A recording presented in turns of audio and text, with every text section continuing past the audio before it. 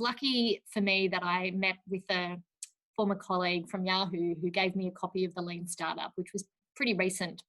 Then I think it only came out in 2011. And I read it and it just changed everything for us. And I realized that we were going about things absolutely the wrong way. And instead of writing a business plan, we should be out there talking to customers and building an MVP and just starting. And so that's what we did. We turned our business plan into a one-page lean canvas. That is actually our very first lean canvas. And we did an MVP, which was just a WordPress site with the one page, do you need anything done around the house? And we started from there. So you'll see that there's something different on this lean canvas, which is the name. So our very first name was not UrbanYou, it was Virtual Mum. Very embarrassingly.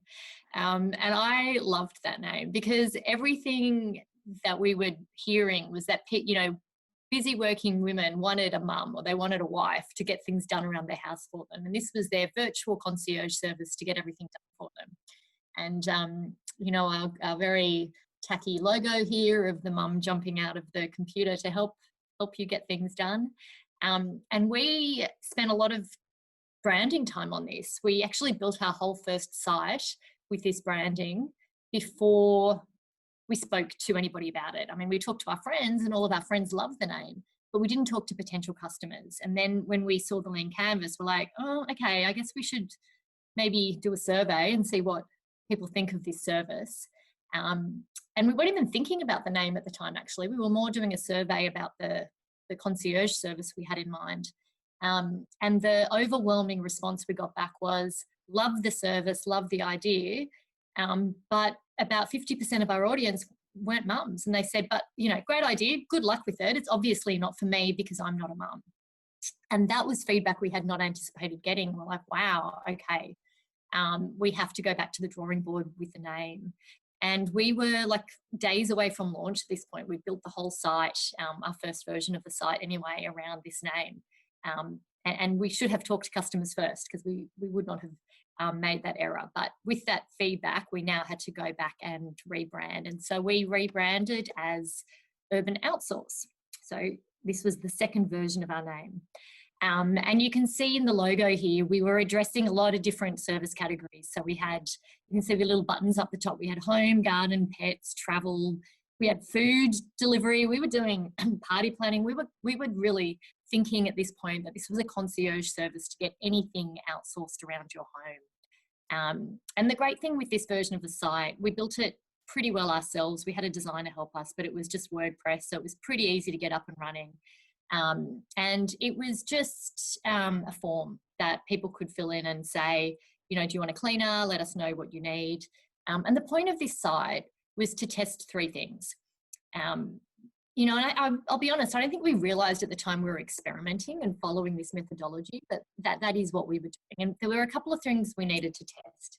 The first is, would consumers outsource their decision-making process about which provider was going to come to their house? So back 2013, this was a massive change in consumer behavior, because before this, if you got a cleaner to your house, you would either get a recommendation from a friend, so you knew the name of the person who was coming, or you would go on Google or sites through local or whatever, and you would read the reviews and you would choose the person who was coming, and they would come and they would do a quote at your house and you could see if you liked them, and you knew who the human being was. But with Urban Outsource, we flipped that, because what we were saying is, we've curated the marketplace. We're going to choose who comes to your house. You just need to tell us when you want them and some basic things about your property, and we are going to choose who comes to your house. And we didn't know if people would allow that to happen, would outsource that decision to us. And if they did allow it, we didn't know what services they would do it for. So the purpose of this site was to really test those assumptions. And then the other assumption was whether the service providers would use that model for work, because likewise, this was a total flip for them. Before they would go view the property, quote the service, talk to the consumer, we were doing all of that on their behalf. We were standardizing it. And that was a big change for them too. I mean, we had a lot of resistance at the beginning when we said, we are going to quote on a property on your behalf. We're going to standardize it all. That was, a very different business model for them. And so we had to test all of that. And like I said, had we done our very first full-on Uber version of the site for this, it would have been an absolute disaster because we just didn't know the answers to so many questions at this stage. So to launch, this was our launch ad, and we just put it on Facebook. And you can see who we thought our target market was very clearly. It was the crazy, busy, working mum that we very much identified with ourselves. And we put this on Facebook and we got our first customer within an hour, which was, I think, still to this day, like one of the highest highs of all of this journey. But surprisingly to us, it was not a mum, it was a single dad who was our very first customer. And I think he's still an UrbanYou customer today. He does all of his cleaning and his gardening and all of his stuff through us. But that was a really big test for us. And so before we went too deeply into understanding who our users were, we could test that out. And that was very important for us. And what we found was that actually, 50% of our consumers were actually male. Interestingly, women have a network of friends to talk to about this stuff. So mums will talk to each other about which cleaner they use. Guys don't sit around talking about that. So when a guy wants a cleaner, they don't know where to start. So a service like this was actually really helpful for them. We also did a lot of grassroots campaigning for this. So we went really hyper-local, and I think that's a really good approach, especially for a marketplace business, because your marketing dollars are limited, your human resource capital is limited. And if you try and market across an entire city or an entire country, the message is going to be really weak. Whereas we could go very deeply into service, into local areas. So we went eastern suburbs, which is where I'm based, and northern beaches, which is where Elke's based. We went to all of the markets there, like we went to the Rose Bay market, the EQ markets, all that kind of stuff. We handed out flyers and the leaflets in cafes and so on. And the great thing about that was we could actually talk to people. And that's so important at the beginning. Not only were they understanding from us, the founders, what the benefits of the service was, but we really got a lot of early user feedback about what they thought they would use by actually getting out there and speaking to people. So with all of that feedback, we were then able to do the second version of our site, which was still open outsourced, but a little bit more of an on-demand experience. So looked a little bit slicker, was very, very reminiscent of a lot of the services that at that time, this kind of feel for the website. You can see we were trying to narrow our value propositions here: friendly, verified professionals, upfront prices, online payments, book trusted household services anytime, just tell us what you need and we'll do the rest. So that was kind of a narrowing of our value prop. You'll also see that we narrowed the service categories. So the travel disappeared, the pets disappeared, and we were really just home and garden. And that's what we learned in that first version of the site, was that people would outsource the decision-making process, but only for a couple of categories. For repeat home services, things that they just needed to get done, and they just wanted to make sure it was kind of someone turned up and did the job. They didn't really care who it was. Very different for pets, for children, for food, for things that they had a more emotional attachment to. They wanted to be more involved in the decision-making process. So with this second version of the site, we narrowed it down to those kind of household service categories.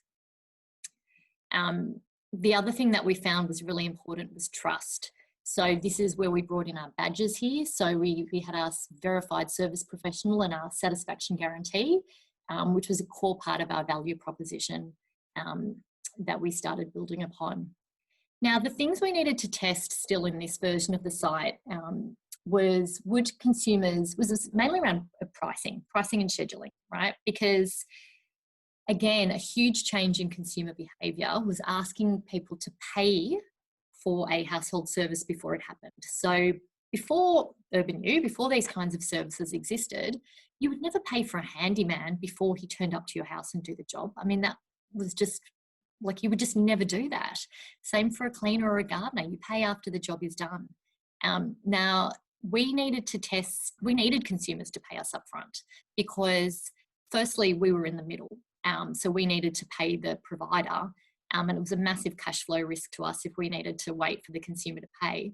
And actually, one of the key benefits to the service providers was that there was payment guaranteed. Like, one of the massive pain points for your gardener is that he's hoping you've left your money under the pot plant when he turns up to do the job.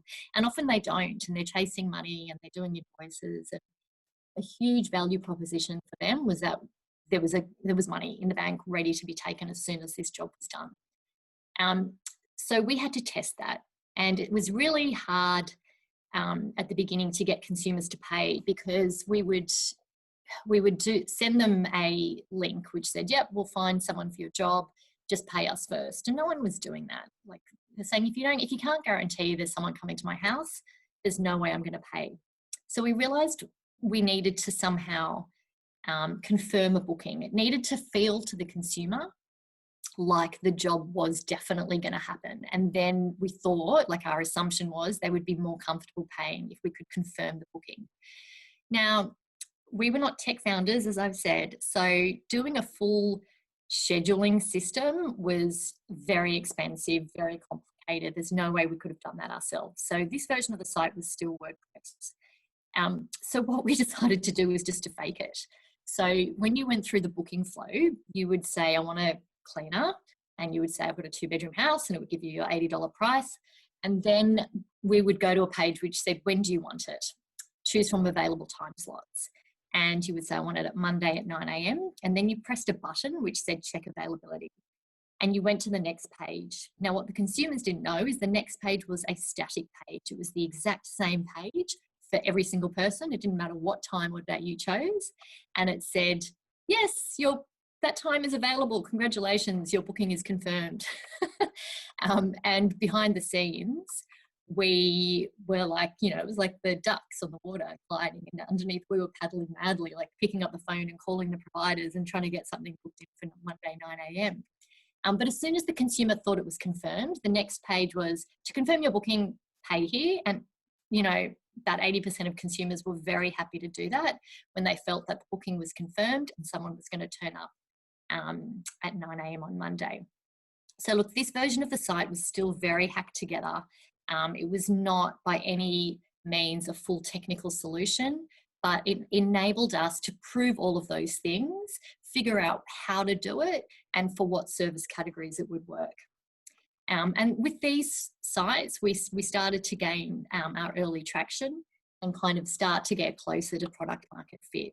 But we still needed to build on, to get a proper on-demand experience. And we felt at the end of these sites, these iterations, we were ready to do that. And so that was the time we decided to raise money. And so we closed our seed round in October 2015. And a core part of that money was $500K, was to bring the tech in-house. So we rebuilt the site, and as you can see, this is when we made the switch to UrbanYou. And the reason for the name change was we got a lot of feedback that outsource felt very corporate, wasn't very user-friendly. And although we really loved that idea of urban outsource, busy urban professionals outsourcing their home chores, a lot of people didn't like to feel like they were outsourcing things that they thought they should be doing themselves. The word outsource grated with a lot of people. And so we switched to UrbanYou. And the reason for that was Urban kept that heritage of urban outsource. And a lot of people just were calling us Urban at the time anyway. And then You was much more user-friendly. It felt like a consumer experience, helping you with your busy urban life.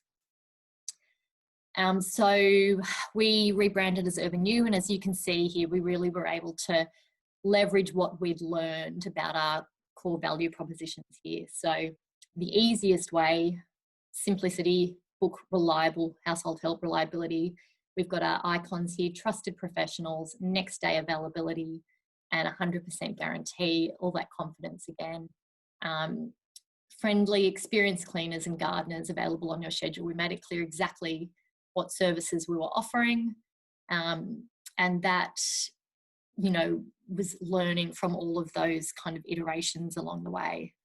I think in retrospect, it would have been much better for us to focus on one feature at a time. I think when we were building, like having that, you know, putting all of the service categories in definitely allowed us to narrow down and see what worked. Had we just said at the beginning, we're just going to focus on cleaning, I think we probably would have grown cleaning alone a lot faster. So, you know, I think that's a learning as you build, because if you put too many features into the product, you just have more to test and less clarity of what you're going to do with the results. I do agree with the advice of start with solving one problem for one customer in one way. It's much better than trying to do 50 things at once. You can really focus and learn on what you're doing. So the 3 key channels to market for us were referrals and influencers. So this was organic. So for 50% of our users, they came to us through, you know, a word of mouth experience. Now that wasn't purely like just friends talking to each other. We definitely leveraged that. So we had a good influencer strategy. I'm sure a lot of you are involved in a lot of different Facebook or social media groups. So like Mum's the Word or Bondi Local Loop, you know, and people on those sites are always asking for recommendations. And so we found a way to get influencers involved in those groups so that people were recommending UrbanYou. Digital marketing, super important, super expensive. So, you know, you need to test it, but you can't go too hard on that at the beginning, I think, until you have some money. But, you know, if you're an e-commerce site like we are, it's, you know, it's necessary to be doing some digital marketing. And partnerships. This was really important to us. So we wanted to leverage distribution channels. So for us, real estate agents, short-term accommodation, they were high value groups that were needing repeat services. So always needed end of lease cleans, always needed changeover cleans for their Airbnbs. And then corporate benefits. So we had partnerships with like EY and NAB and Macquarie Bank to provide UrbanYou cleaning as a home benefit, employee benefit for their consumers. So what we were doing here, it was all about trusted relationships, right? So with an employer, their employees trust who they refer, and then they use them as a repeat service, same as the real estate agents. We were just looking at ways of building high repeat trusted relationship experiences.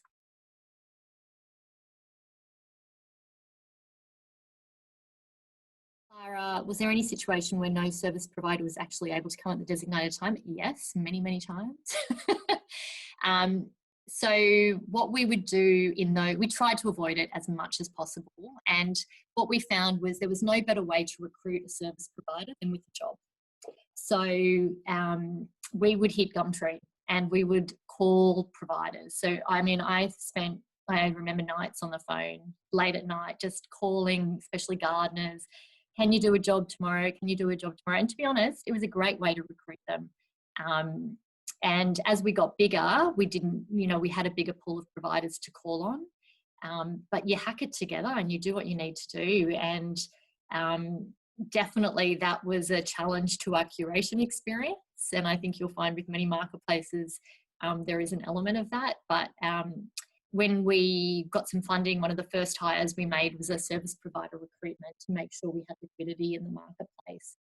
And the thing that we focused on with that was we didn't want to be the company that had the most service providers. That wasn't important to us. We wanted to have the best. So we were much more focused on giving a lot of work for the good providers. And the way it worked was the higher rating they got, the more jobs they got offered through the platform. So yes, at the beginning, we definitely had challenges filling jobs, but that got easier as we got better and bigger. How did we approach the hiring of the technical lead? Hiring tech people is really hard, especially when you are on a low budget. So for us at the beginning, we actually found him through AngelList, I think, but we did a lot of door knocking, going to a lot of meetups, a lot of referrals. For later tech hires, we did use recruiters. For us, we wanted somebody that understood both the business side and the technical side, and we were very fortunate that our first CTO, Mitch, he'd already done a startup of his own and he'd done a commerce degree as well as being a great developer. So he really had that whole experience, but it's hard. Like that is one of the hardest things to hire. Our revenue model marketplace, so we take a commission. So, but the way we did it was not just like a straight clip. We charged the customers one rate and we paid the providers another rate. So for cleaning, for example, for a regular home clean, the customer paid $35 an hour and the cleaners got paid $25 an hour.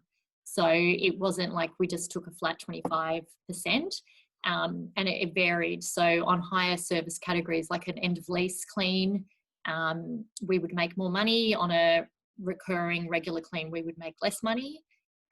But we found that to be the better approach. We didn't want to differentiate cleaners on price. One of the big selling points to the providers was, you know, if they went on to Hipages or One Flare or they were competing on price. So when a consumer asked for quotes, they had to be the cheapest or they wouldn't get the job. And with UrbanYou, we said, you're not competing on price. Everybody gets the same rate. The consumer pays the same amount. You're competing on quality.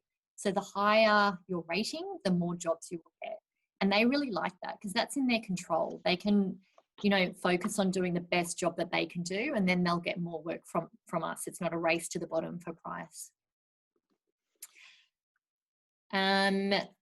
Are you glad you had the corporate background and experience? Yeah, absolutely. I think coming from a corporate background gives you a lot of structure, and definitely the strategy side of things with acquiring companies and knowing how to do my own legals and at least like a lot of contacts, you know. So when we went to corporates, like we were able to get partnerships with NAB and EY, and you know, I think our backgrounds held us in good stead for that.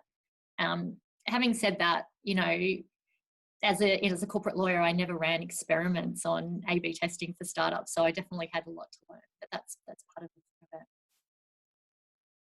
How do you manage complaints? Well, unfortunately, with any business, you do get complaints, and you just, you know, I think for us, customer experience and customer service was the most important thing. And we found that, you know, I think with a marketplace, you're not in control of the quality. So we could do everything to curate and make sure that the providers, you know, we would exit providers regularly. If they weren't doing a good job, they would be exited from the network. But ultimately we weren't the ones at the house with the mop and bucket doing the cleaning. And so not being in control of the service itself was really hard really frustrating. But we were in control of the customer experience from the booking through to, you know, we always had phone support. A lot of on-demand marketplaces have email only. We felt it super important that there was a human in Sydney on the phone to answer any questions. If the cleaner hasn't turned up, you can phone and speak to someone and find out where. Likewise, if the cleaner can't access the property, they can call and talk to a human. Having those kinds of things and being understanding, we found we had a really high retention rate, very low churn, because customers, if they weren't happy with the provider, loved UrbanYou, and they were happy to stick with us and try a new provider, even if they didn't have a great experience with the actual service. And that was more expensive for us. So having humans in Sydney answering phones is expensive, but we felt it was very, very important.